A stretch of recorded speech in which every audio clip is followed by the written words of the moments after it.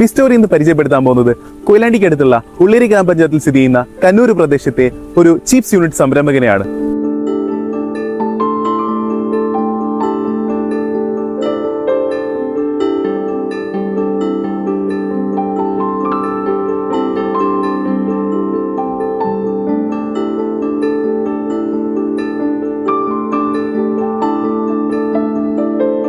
നമ്മൾ ഇന്ന് പരിചയപ്പെടുത്താൻ പോകുന്നത് ഒരു ചിപ്സ് നിർമ്മാണ യൂണിറ്റ് സംരംഭകനെയാണ്.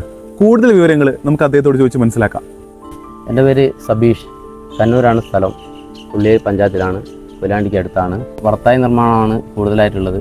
പിന്നെ അതിൻ്റെ കൂടെ കപ്പ വറുത്തത്, ഉരുളക്കിഴങ്ങ് വറുത്തത്, ശർക്കരപ്പേരി, ചക്ക വറുത്തത്, അങ്ങനെയുള്ള ഐറ്റംസാണ് കൂടുതലായിട്ടും നിർമ്മിക്കുന്നത്. നിങ്ങളിപ്പോൾ എത്ര വർഷം ഈ ഒരു ബിസിനസ് ചെയ്യാൻ തുടങ്ങിയിട്ട്?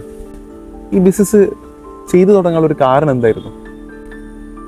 ഞാൻ 2006 ഈ ബിസിനസ് തുടങ്ങുന്നത്. ഇപ്പോൾ 20 വർഷമായി.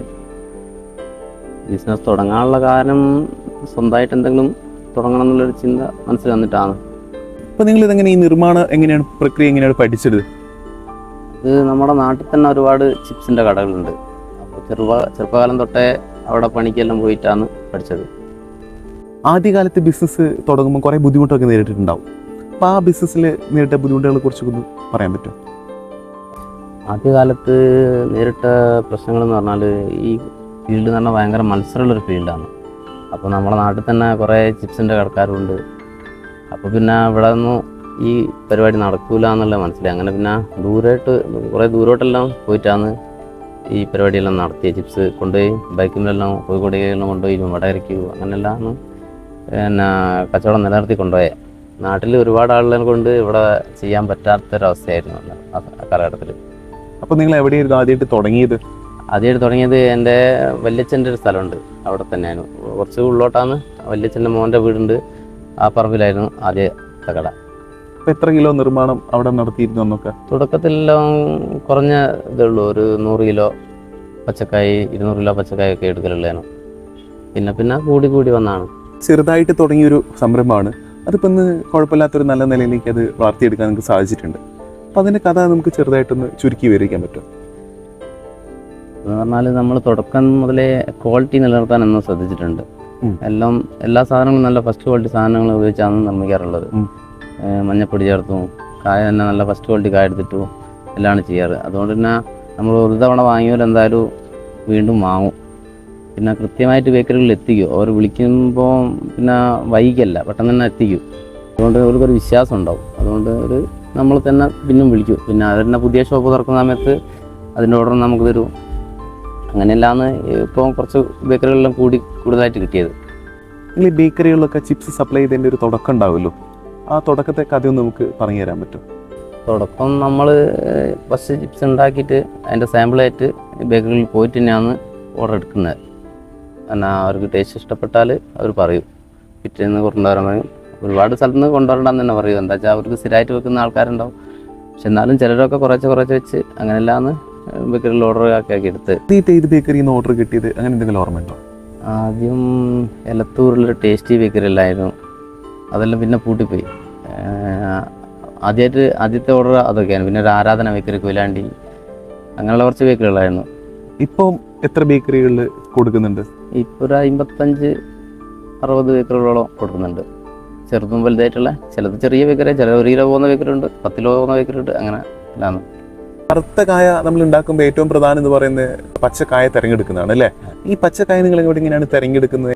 പച്ചക്കായ എന്ന് പറഞ്ഞാൽ നല്ല മൂത്ത കായ അയക്കണം, പിന്നെ നല്ല വണ്ണമുള്ള കായ അയക്കണം തിരഞ്ഞെടുക്കുമ്പോൾ. അല്ലാണ്ട് ഇത് രണ്ടും ഇല്ലാത്ത കായ കൊണ്ട് ചിപ്സ് ഉണ്ടാക്കിയാൽ തീരെ ക്വാളിറ്റി ഉണ്ടാവില്ല, ടേസ്റ്റും ഉണ്ടാവില്ല. അപ്പോൾ അതിന് കുറച്ച് വില കൂടുതലുണ്ടാവും. അപ്പോൾ അത് തന്നെ തിരഞ്ഞെടുക്കണം. മെട്ടുപ്പാളയം കായൊക്കെയാണ് ചിപ്സിന് നല്ല ടേസ്റ്റ് ഉണ്ടാകുക. അപ്പോൾ അതിൽ ഏറ്റവും തുടുപ്പും മൂപ്പും ഉള്ള കായ് നോക്കി തിരഞ്ഞെടുക്കണം. ചിപ്സ് നിർമ്മാണത്തിൽ ഏറ്റവും പ്രധാനം എന്ന് പറയുന്നത് അതിൻ്റെ ക്വാളിറ്റി ആണല്ലോ അല്ലേ? അപ്പോൾ ക്വാളിറ്റി മെയിൻറ്റെയിൻ ചെയ്യാനും അതുപോലെ തന്നെ അതിൻ്റെ രുചിയില്ലേ, അപ്പോൾ നമ്മളൊരു കസ്റ്റമർ വാങ്ങി കഴിച്ചാൽ അത് വീണ്ടും വാങ്ങി കഴിക്കാനുള്ള തോന്നലുണ്ടാവണം. അപ്പോൾ ക്വാളിറ്റിയും രുചിയും നിലനിർത്താൻ എന്തൊക്കെ കാര്യങ്ങളാണ് നിങ്ങൾ ചെയ്യുന്നത്?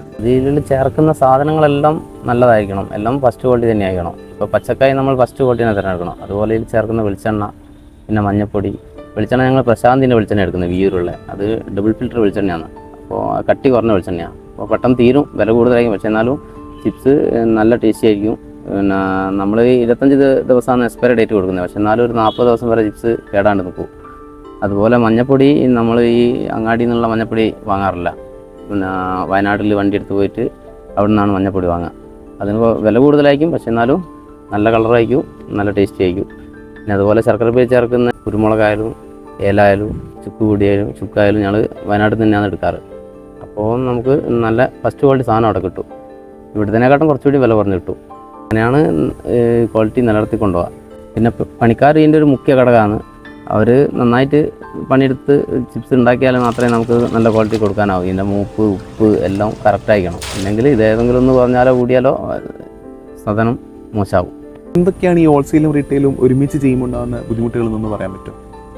ഹോൾസെയിലും റീറ്റെയിലും ചെയ്യുന്നതുകൊണ്ട് കുഴപ്പമൊന്നുമില്ല, ബുദ്ധിമുട്ടൊന്നുമില്ല. അത് പിന്നെ നമുക്ക് ലാഭം കുറച്ച് കുറവായിരിക്കും, എന്നാലും നാട്ടുകാർക്കും ഈ വാങ്ങാൻ വരുന്നവർക്കൊക്കെ ഒരു വലിയ ഉപകാരമാണത്. ഈ ഗൾഫിലേക്കൊക്കെ വാങ്ങാൻ വരുന്നവർക്കെല്ലാം, ഗൾഫിലേക്ക് മാത്രമല്ല ഗുജറാത്തിലേക്കും അങ്ങനെ ആളുകളൊക്കെ വരാറുണ്ട്. അവർക്കൊക്കെ ഒരു വലിയൊരു ആശ്വാസമാണ്, വില അഡ്ജസ്റ്റ് ചെയ്ത് കിട്ടും അവർക്ക്. അതുകൊണ്ട് വന്നവരെല്ലാം പിന്നെയും നമ്മുടെ അടുത്ത് തന്നെ വരാറുണ്ട്.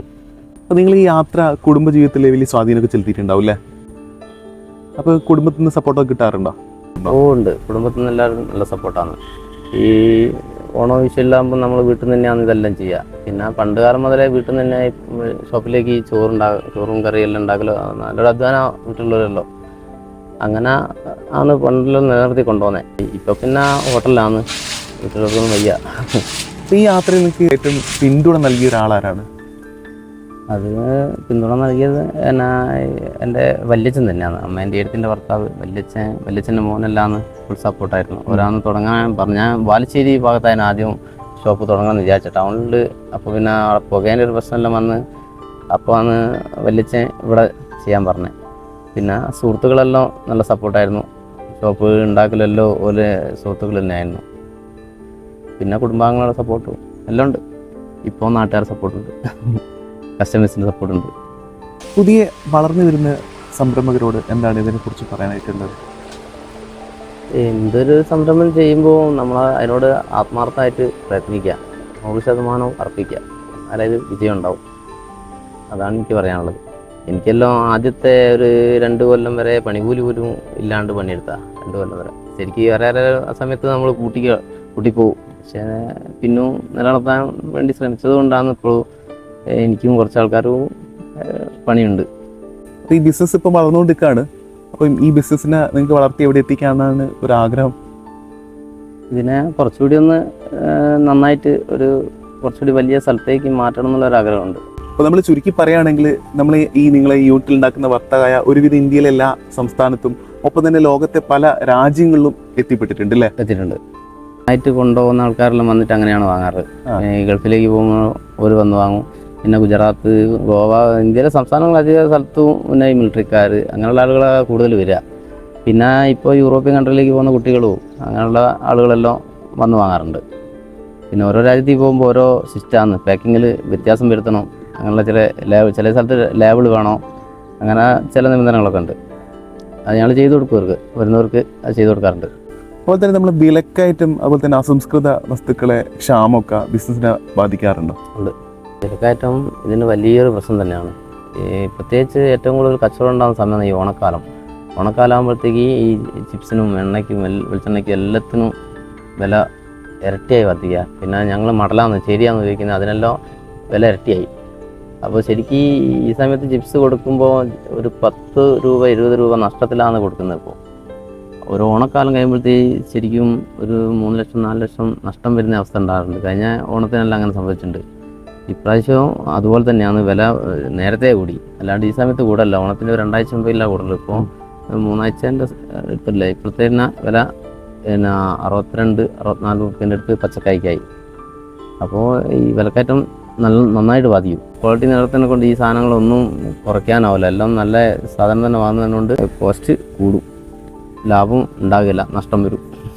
പക്ഷെ ഇത് കൊടുക്കാതിരിക്കാൻ പറ്റില്ല. എത്ര ആവശ്യമുണ്ടോ അത്രയും കൊടുക്കണം, പണി നിർത്തി വെക്കാൻ പറ്റില്ല. എല്ലാവർക്കും അറിയാനുള്ള ഒരു ആഗ്രഹം ഉണ്ടാവില്ലേ വർത്തകായ നിർമ്മാണ രീതി എന്ന് പറയുന്നത്? അപ്പോൾ ആ വർത്തകായ നിർമ്മാണ രീതി ഒന്ന് വിശദീകരിച്ച് തരാൻ പറ്റുമോ? അതിനായിട്ട് ഈ പച്ചക്കായ് തൊലി ഇറന്ന് മാറ്റണം. പിന്നെ അത് പിന്നെ ഇപ്പോൾ മെഷീനിലാണ് ആദ്യം കത്തിമേലായിരുന്നു. മെഷീനിൽ വെട്ടി ഒരു വലിയ ചെമ്പിലേക്ക് ഇടണം. ആ ചെമ്പിൽ നമ്മൾ മഞ്ഞൾ കലർത്തണം. എന്നിട്ട് പിന്നെ ആ ചെമ്പിൽ നിന്ന് വേറൊരു ചെമ്പിലേക്ക് ഈ കായ് വാഷ് ചെയ്തിടണം. കൈ കൊണ്ട് നന്നായിട്ട് കൈയിടണം. ആ ചെമ്പിലും നന്നായിട്ട് മഞ്ഞൾ ഇട്ടിട്ട് പിടിപ്പിക്കണം. എന്നാലേ മഞ്ഞളുടെ കളറ് ഈ കായ്ക്ക് നിൽക്കൂ, ഇല്ലെങ്കിൽ പെട്ടെന്ന് വാങ്ങിപ്പോകും. പിന്നെ അത് കഴിഞ്ഞ് വേറൊരു പിന്നെ ഉപ്പ് മഞ്ഞളുടെയും കലർത്തിയ ചെറിയൊരു ബേസിൻ്റെ അകത്തേക്ക് ഇട്ടിട്ട് എണ്ണ നല്ല ചൂടാകുമ്പോൾ ചട്ടിയിലേക്ക് ഇടുക, വെളിച്ചെണ്ണയിലേക്ക് ഇടുക. പിന്നെ നല്ല മൂപ്പാകുമ്പോൾ പോരുക. അത്രയേ ഉള്ളൂ. നിങ്ങൾ ഈ ജീവിതയാത്രയെ ഒറ്റ വാചകത്തിൽ പറയാം, നിങ്ങൾ എന്താ പറയുക? നമ്മൾ ഒരുപാട് ആഗ്രഹിക്കുകയും നമ്മൾ ഒരുപാട് അധ്വാനിക്കുകയും ചെയ്താൽ നമ്മൾ ആഗ്രഹിച്ച കാര്യം നടക്കും എന്ന് മാത്രമാണ് എനിക്ക് നിങ്ങളോട് പങ്കുവയ്ക്കാനുള്ളത്. ശുദ്ധമായ വെളിച്ചെണ്ണയിൽ വറുത്തെടുത്ത വറുത്ത കായ, ശർക്കര ഉപ്പേരി, വറുത്തുപ്പേരി, പൂള വറുത്തത്, ചക്ക വരട്ടിയത്, അങ്ങനെ എല്ലാത്തിനും സബിയേട്ടൻ്റെ സിൻസിയർ ചിപ്സ് ഹൗസിനെ സമീപിക്കുക.